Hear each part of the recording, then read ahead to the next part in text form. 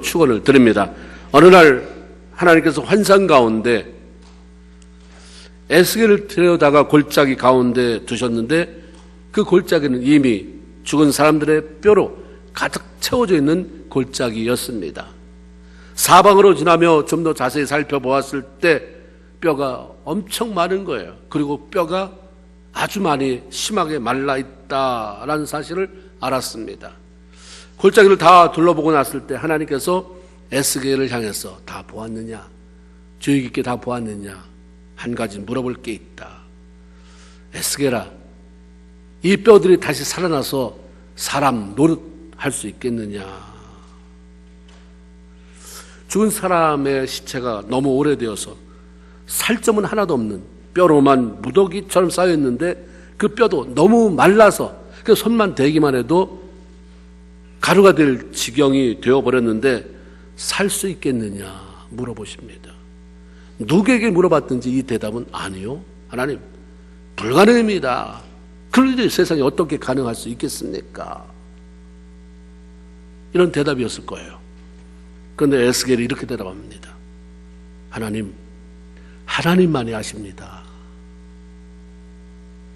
이 말은 인간의 능력으로는 절대 불가능한 일입니다. 그러나 능력이 하나님께서, 천지만물을 지으신 하나님께서, 사람을 지으신 하나님께서 이 뼈들을 살려내시기로 마음 먹고 그 일에 개입하신다면 얼마든지 가능한 일 아닙니까? 그러므로 이 뼈들이 살아날 수 있을지 아닐지는 오직 주님께서 어떻게 결정하시는지에 달려 있습니다. 그러니 주님만이 아십니다. 에스겔의 대답을 들으신 하나님은 이 뼈를 살려내기로 작정하셨습니다. 아마 처음부터 작정하신 것인데 에스겔에게 물어보셨는지도 모르겠습니다. 에스겔에게 말씀을 들려주시고 네가 들은 대로 이 뼈들에게 선포해라. 대언 대신해서 네가 말해라. 그 대언의 내용이 뭐냐면 5절 6절 내가 생기를 너희에게 들어가게 하리니 너희가 살아나리라. 너희 위에 내가 힘줄을 들 것이다. 그리고 살로 덮을 것이고 너희 속에 생기를 넣으리니 너희가 살아나리라. 에스겔이 하나님께서 주신 말씀대로 뼈들을 향해서 그렇게 얘기하는 거예요. 환상이라고 얘기했기 때문에 이게 그 자리에 현실이 아니고 하나님 환상 속에 환상을 보여주는 것이죠. 하나님 어떤 의도를 가지고 에스겔을 깨닫게 하기 위해서 보여주신 그런 환상의 내용입니다. 뼈들에게 얘기를 해요. 뼈한테 얘기하니까 자기가 제정신이면 얼마나 힘들었겠어요. 하나님의 권능에 사로잡혀서 하나님 시킨 대로 합니다. 외칩니다. 하나님 이렇게 말씀하셨다. 말씀을 대언하고 났을 때 그 자리에서 즉시로 놀라운 일이 벌어집니다. 뼈가 막 움직이는 소리가 들리는 거예요. 덜그덕 덜그덕 덜그덕. 그러더니 뼈들끼리 기가 막히게 들러붙어요. 팔은 팔대로, 다리는 다리대로, 어디서 왔든지 해골은 해골대로. 하나님의 능력이 많으니까 해골 가지고도 뼈 가지고도 사람의 형체가 나와요. 죽은 흙 속에서 하나님이 그 사람을 못 만들어내겠습니까? 못 불러내겠습니까? 하나님이 그렇게 하셨어요. 그 힘줄이 생깁니다. 가죽이 덮여요. 사람의 형체를 이루는 것입니다. 그러나 사람의 모습만 하고 그대로 누워있을 때 생기가 그 몸 안으로 들어가니까 사람들이 일어나기 시작하는데 그 군사처럼 보이는 거예요. 한 사람, 두 사람의 군사가 다 그 수많은 사람이 모이니까 거룩한 큰 군대가 되는 모습을 보게 됐습니다. 도대체 이게 웬일인가? 방금 내가 본 것은 메말라 있는 뼈, 톡 건드리면 가루가 될 것 같아서 바람에 날릴 것 같아서 건드릴 수도 없는 그런 뼈가 하나님 말씀이 그 안에 들어가니까 대언될 때, 생계가 들어갈 때 군대를 이룬 그런 모습을 보면서 에스겔은 굉장히 흥분했겠죠. 도대체 어떻게 이런 일이? 그럼 하나님이 왜 이런 환상을 보게 하셨을까? 이 환상의 내용이 의미하는 게 뭘까? 얼마나 궁금했겠습니까? 그런데 마치 아시기라도 하는 것처럼 물어보지도 않았는데 하나님이 그 의미를 설명해 주십니다. 11절 인자야, 이 말 에스겔을 말하는 거예요. 에스겔아, 궁금하지?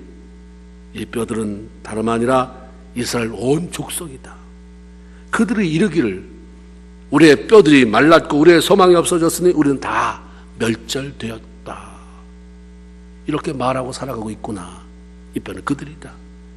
이 뼈들은 바벨론이라고 하는 포로에 잡혀와서 소망을 잃고 살아가는 이스라엘 백성들을 의미하는 것이다라고 구체적으로 알려주십니다. 이스라엘 백성들의 왕이 극에 달했어요. 끊임없이 하나님이 너 그렇게 하면 안 된다, 그렇게 하면 안 된다, 끊임없이 말씀하셨어요. 그렇게 하면 이런 일이 벌어진다, 이런 일이 벌어진다. 안 들리는 거예요. 참고 왕이 몇 대로 거치면서 바뀌어갈 때까지 참으셨어요. 마침내 이스라엘 왕과 백성들의 악행이 극에 달했을 때 하나님이 진노하셔요. 하나님 바벨론에게 문을 열어놓으셔서 침입하게 하시고 땅이 황폐하게 만들었습니다. 그리고 수많은 백성들이 이 바벨론이라고 하는 전혀 낯선 땅, 그것을 사로잡혀가게 만들었습니다. 말씀하셨거든요. 이러면 너희 사로잡혀간다. 그 땅은 북방에서 오는데 네가 말을 알아들을 수 없는 나라다. 포악하다. 다 얘기해줬는데 안 들은 거예요. 마지막 왕 시드기야 앞에서 그의 아들들을 그냥 죽입니다. 봐라, 너희가 우리를 배반해? 죽여요. 왕은 두 눈을 빼어내진 채 노사슬에 결박되어 바벨론까지 끌려갑니다. 정말 수치스러운 일이 벌어졌어요. 하나님의 성전을 파괴되고 그렇게 귀한 재료로 정성껏 만들었던 성전 기물들은 모두 전리품이 되어서 바벨론으로 옮겨졌습니다. 하나님의 그 성전 때문에 다윗도 축복하시고 솔로몬도 축복하시고 했던 것. 그러나 아무리 멋있어도 나한테 범죄하면, 내가 원치 않는 일 하면 이거 다 나는 아낌없이 다 파괴할 것이다. 그들도 있습니다. 그 땅에는 비천한 사람만 남겨뒀다고 그랬어요. 바벨론 사람이 다 데려가고 별 볼 일 없는 사람, 비천한 자들만 남겨둬서 포도원 관리해라, 농사져라. 그래야 우리가 가서 뺏어갈 거 아니냐, 가져갈 거 아니냐. 이스라엘 땅은 더 이상 나라라고 할 수도 없고 다시 일어설 수 없을 만큼 망가져버리고 말았습니다. 이런 상황 속에 얼마나 수스럽겠어요. 우리가 하나님의 백성인데, 하나님의 선민인데, 그렇게 살지도 않았으면서 위기 때는 우리가 하나님의 선민입니다. 왜 안 도와주세요? 왜 안 구해주세요? 하나님이 말씀했는데 그 말은 안 듣고 자기 나름대로 소망을 가져요. 우리가 누군데, 하나님의 백성인데 하나님이 곧 돌아가게 하실 것이다. 곧 이 수치를 벗어나게 할 것이다. 그래서 처음에는 기대를 갖습니다. 포로 생활이 곧 끝나면 다시 가면 잘해봐야지 라는 다짐도 했을 것입니다. 1년이 지나요. 10년이 지납니다. 수많은 세월이 지나도 해방의 기미가 보이지 않고 다시 내 나라로 돌아갈 수 있는 것 같지가 않아요. 더 이상 살아가야 할 이유, 소망 다 잊어버렸습니다. 말할 수 없는 좌절과 절망 속에 살아가고 있었을 때 하나님이 한 비유로 환상 속에서 에스겔에게 이 민족이 이렇게 살아간다 알려주신 거죠. 시편 136편 5절에 야곱의 하나님으로 자기의 도움을 삼으며 여호와 자기 하나님에게 그 소망을 두는 자가 복이 있다라고 말씀하셨는데, 그런 하나님에 대한 기대가 사라졌으니까, 소망이 사라져 버렸으니까 하나님의 백성이라고 말하는 이스라엘 백성들에게 남아있는 건 절망뿐입니다. 하나님은 소망 잃고 살아가는 이스라엘 백성들에 대해서 9절에는 죽임을 당한 자, 살아있으나 죽임당한 자가 같다. 13절에는 마치 무덤 속에 들어가 살고 있는 자와 똑같다 이렇게 표현합니다. 마른 뼈인데 참 죽은 자들, 무덤에 들어가 있는 자, 부연 설명을 더 해줘요. 죽음을 당한 자라고 하시는 것은 더 이상 소망을 갖지 못함으로 절망이 와서 그들의 내면을 고통스럽게 하는 죽은 자 같이 살아가고 있다는 그 말씀을 의미하고 있습니다. 비록 육체는 숨쉬고 있어요. 죽지 못해 살아 먹고 마시고 움직이지만 절망이 그들을 덮어버리니까, 기대가 없어지니까 정말 죽은 자처럼 살아가고 있었다고 하는 것입니다. 절망은 한 사람을 죽음에 이르게 하는 무서운 병입니다. 절망보다 힘든 게 없어요. 절망보다 무서운 게 없습니다. 내일은 기대가 안 생기는데 그냥 오니까 교회 오고 가니까 가고 전혀 소망이 없어요. 하나님은 꿈을 주시는 분이잖아요. 하나님은 소망을 주시는 분이거든요. 이게 사라지면 죽음이에요. 그래서 하나님이 저는 죽음을 당한 자다. 오늘 똑같이 말해요. 여기 많은 사람이 왔는데 쟨 죽었다. 살아있어서 저기 앉았는데 왜? 소망이 없다. 이렇게 말할 사람이 있을지도 모른다 이 말입니다. 또 하나는 무덤에 들어간 자라고 말합니다. 13절 보니까 내 백성들아 내가 너희를 무덤에서 열고 거기서 나오게 한다. 지금은 무덤에 있는데 장차 거기서 나오게 할 것이다 라는 말씀이죠. 무덤은 죽은 사람이 누워있는 것입니다. 그것은 대낮처럼 환하지가 않아요. 음산하고 어두움으로 가득 덮여 있는 것입니다. 절망은 사람들로 하여금 무덤에 안치된 시체처럼 두려움 속에 어둠 속에 꼼짝 못하고 갇혀있게 만들어버립니다. 무엇보다 하나님에 대한 실망으로 더 이상 그분에 대한 기대를 가지고 살아가지 못할 때 절망이 성도를 덮어요. 하나님은 우리 갓대를 창 열고 빛으로 찾아오시며 소망으로 채워주시면 사단을 꽉 닫아버려요. 우리를 우울하게 만들어요. 절망하게 만듭니다. 살아갈 이유를 찾지 못해 자꾸 죽고 싶게 만들어요. 포로 생활의 끝이 보이지 않자 그들은 하나님이 말씀한 것도 아닌데 스스로 그런 답을 가져요. 하나님이 우리를 버렸구나. 그 절망감을 스스로 가지고 와요. 하나님 뜻대로 살지 못하는, 하나님 기쁘게 하며 살지 못할 때 찾아오는 게 뭐냐면 자꾸 사단이 깐족된다. 야, 하나님의 말씀이 벌써 왔지. 이런 얘기를 자꾸 들려주는 거예요. 근데 이상하게 하나님 말씀을 안 듣는 사람이 사단의 속삭이는 부정적인 얘기는 기가 막히게 들어요. 맞다. 하나님 날 버렸구나. 그렇지 않다고 한다면 어떻게 내 삶이, 우리의 삶이 이룰 수 있겠는가. 소망이 없어지면 어두운 골짜기를 지나는 것처럼 외롭습니다. 주변에 아무리 남편이 있고 아내가 있고 자식이 있고 친구가 있고 소용이 없어요. 그냥 외로워요. 불안합니다. 두렵습니다. 서로 눈물뿐이에요. 소망이 없던 백성들은 누가 모이라고 하진 않았는데 한두 명씩 그냥 갈 데가 없는 거예요. 강변으로 모였다고 그랬어요. 그래서 모여서 철회한 거예요. 무슨 얘기를 하겠어요? 너 소식 들은 게 없니? 소식 들을 게 있어야죠. 남아있는 사람들은 다 비천한 사람들만 고국에 남아있는데 뭘 들어요? 들을 게. 말없이 울기만 했어요. 그 얘기를 시편 137편 1절에 우리가 바벨론의 여러 강변에 거기 앉아서 시온을 생각하며 울었다. 소망 없는 이스라엘 백성들의 삶이 왜 이렇게 살았어요? 이런 이스라엘 백성들의 모습이 하나님의 눈에는 마치 무덤 속에 들어가 꼼짝 못하고 누워 시체 같은 모습으로 살아간 그런 사람들처럼 보였던 거죠. 그래서 하나님은 선지자 에스겔에게 지금 이스라엘 사람들의 현 상태가 어떤지, 그들이 뭘 먹고 마시고 사는 게 아니라 그들의 내면의 영적인 모습이 어떤지 환상을 통해 그들의 현실을 보여주고 그들을 깨워라, 그를 살려내라 라고 하는 사명을 주신 거죠. 그리고 어떻게 그들 절망 가운데서 이렇게 세울 수 있는지 그 방법도 제시해줘요. 하나님은 항상 대안이 있어요. 무조건 잘해라가 아니라 하나님 그 대안을 주시는 분이시죠. 하나님은 마른 뼈 같은 이스라엘 백성들이 소망 안에 회복될 수 있는 첫 번째 방법, 비결로 하나님의 말씀을 듣는 것이다 알려주십니다.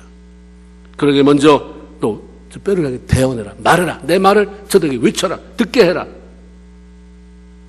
너희 많은 뼈들아 여호와의 말씀을 들을지어다. 이게 4절의 말씀입니다. 에스겔이 하나님의 명령을 따라 마른 뼈를 향해서 구체적으로 하나님께서 이렇게 말씀하시더라. 네가 지금 뼈지만 하나님 거기에 힘줄을 생기게 할 것이고 살을 입히고 가죽으로 덮고 마침내 생기를 불어넣어서 너희를 살리게 하신다더라 선포합니다. 근데 놀라운 일이 벌어집니다.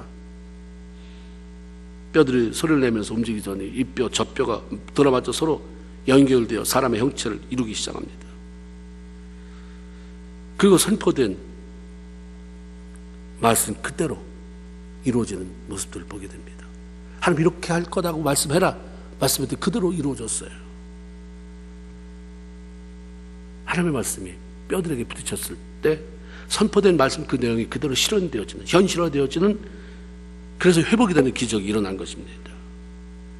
하나님께서 에스겔에게 먼저 이런 일들을, 에스겔 골짜기에서 뼈들을 향해서 이런 일을 경험하게 한 것은 영적으로 마른 뼈 같은 삶을 살아가고 있는 이스라엘 백성들이 절망 가운데서 소망 가운데 살아가기 위해서 필요한 절대적인 조건이 하나님의 말씀을 듣는 것이다. 그래서 알려주기 위함이었습니다.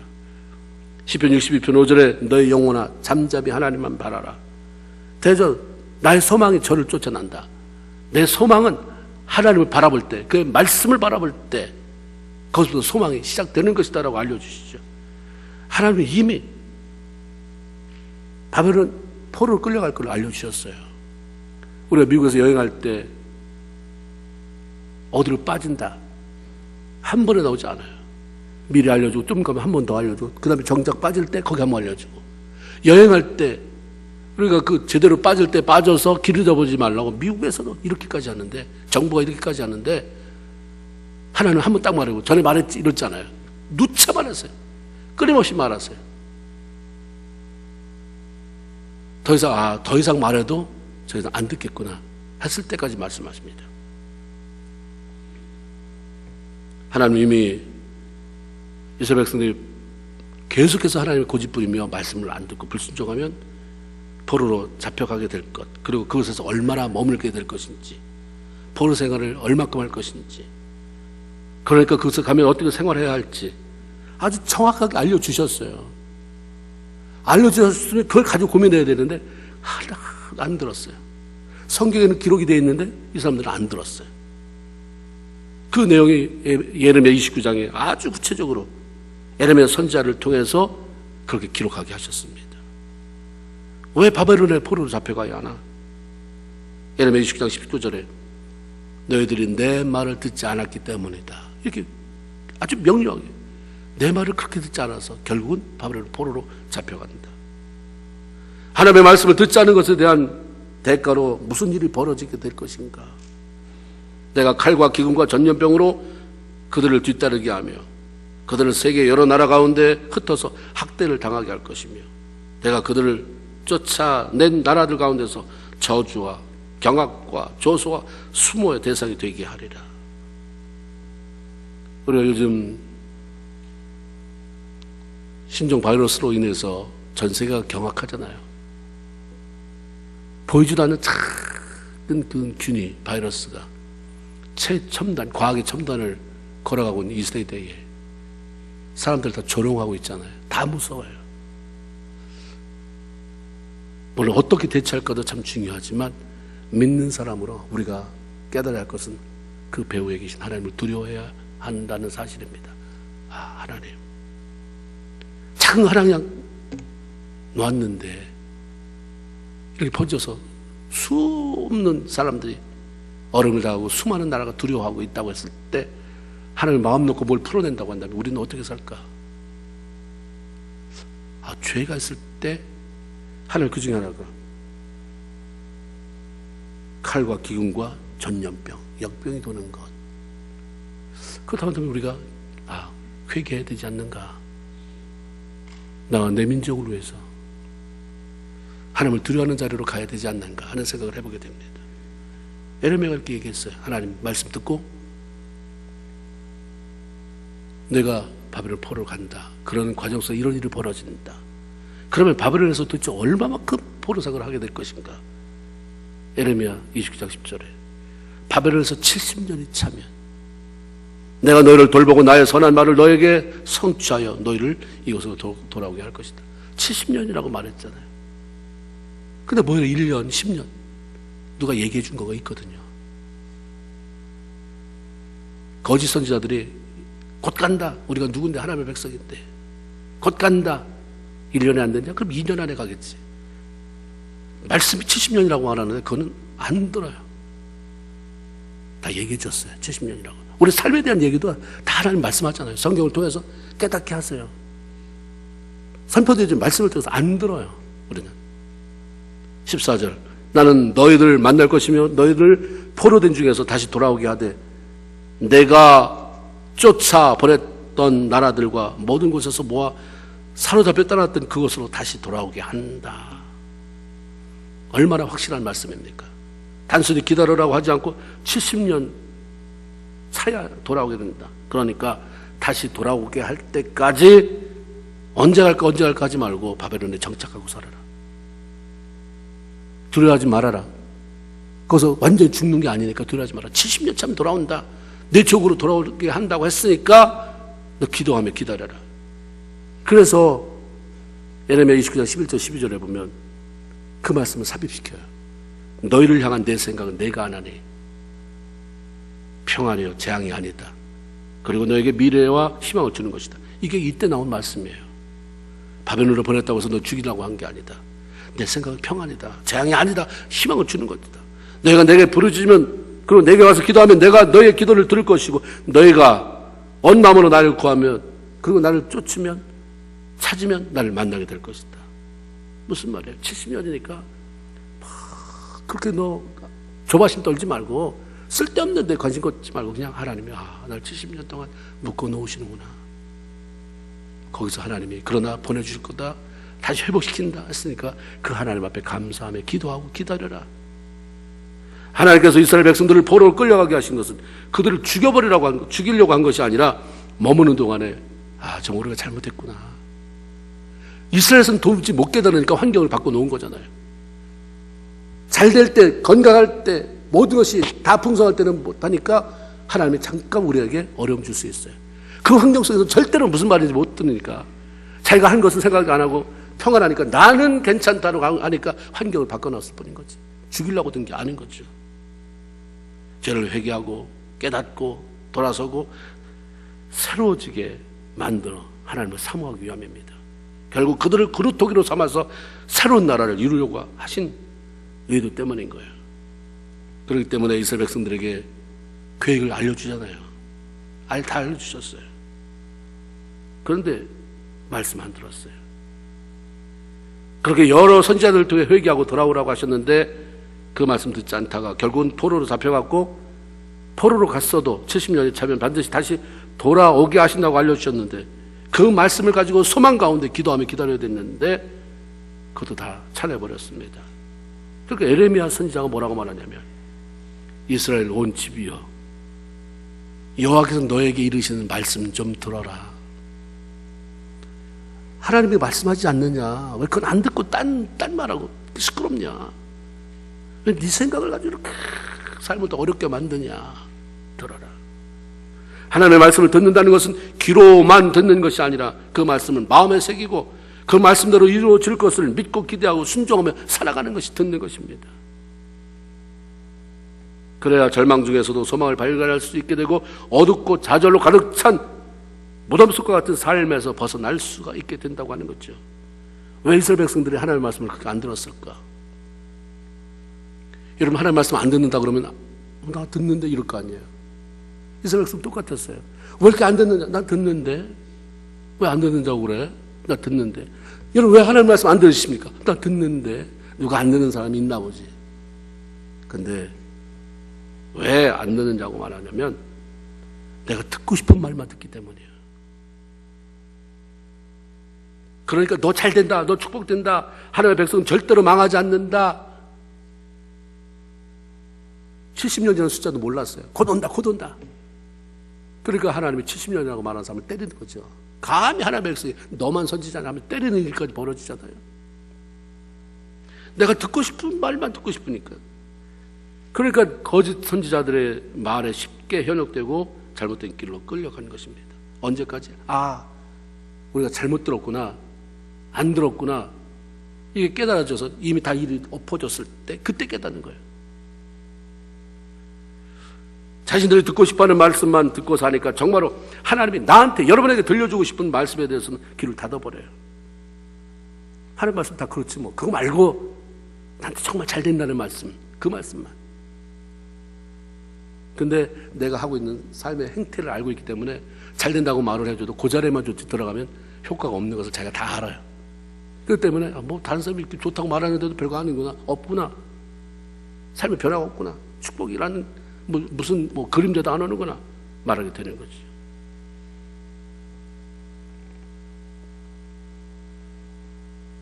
내가 듣고 싶은 말만 듣다 보면 절망이 올 때 그것을 헤쳐나갈 힘이 없습니다.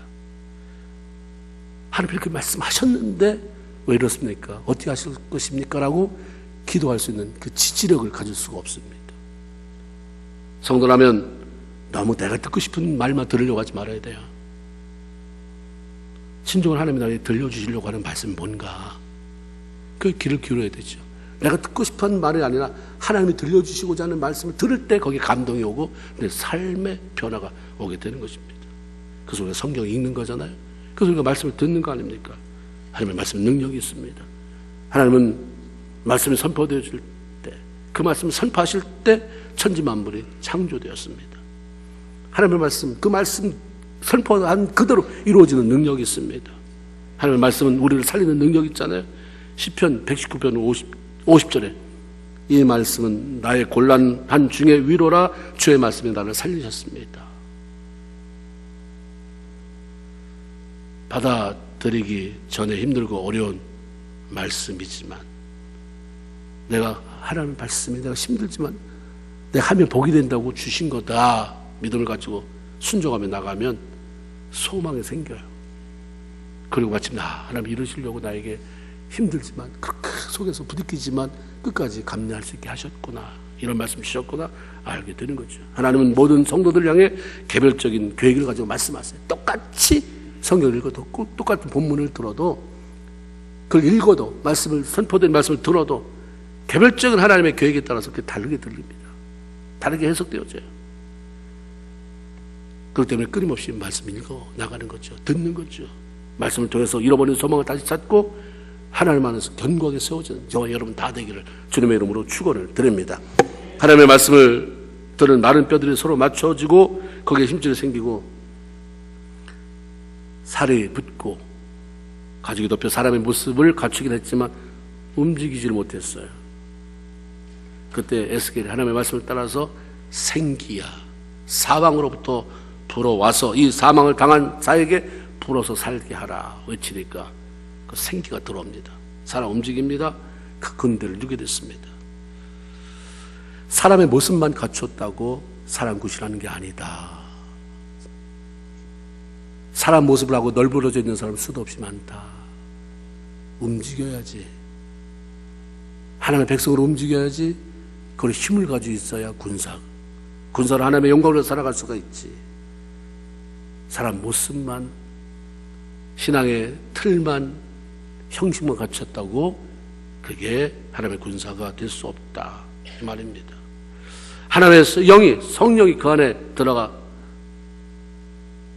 살아나야, 일어나야 하나님의 영광을 위한 거룩한 군대가 될 수가 있다고 하는 사실입니다. 아무리 자동차가 좋아도 그걸 움직이는 기름이 고갈되면 그 무용지물이에요. 차 좋은 거 모셔두려고 산 거 아니잖아요.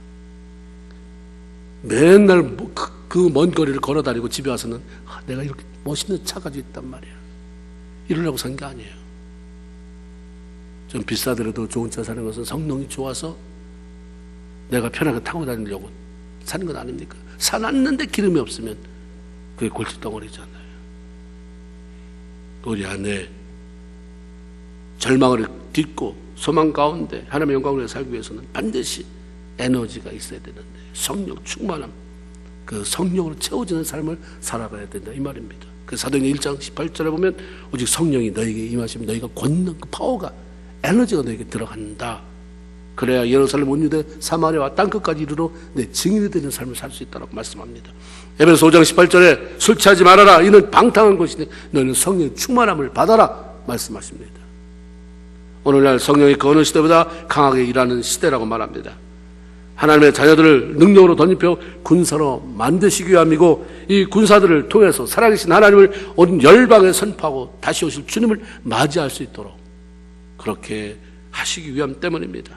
골짜기에 수많은 마른 뼈들이 회복되어져서 하나님의 군사로 세워지는 에스겔의 환상은 장차 이스라엘 백성들을 바벨론 포로에서 돌아오게 하시고 회복시킬 하나님의 계획을 보여주실 뿐만 아니라 저와 여러분을 회복시켜 주시기 원하시는 하나님의 거룩한 열망을 우리에게 알려주고 있는 것입니다. 그대로 살면 안 되니까 일어나라, 마른 뼈 같은 모습으로 살면 안 되니까 말씀 안에서 일어나라, 성의 충만한 가운데서 능력을 얻어라 알려주고 계신 것입니다. 이미 받은 은혜 많이 있지만 옛날에 받은 건 별 소용이 없습니다.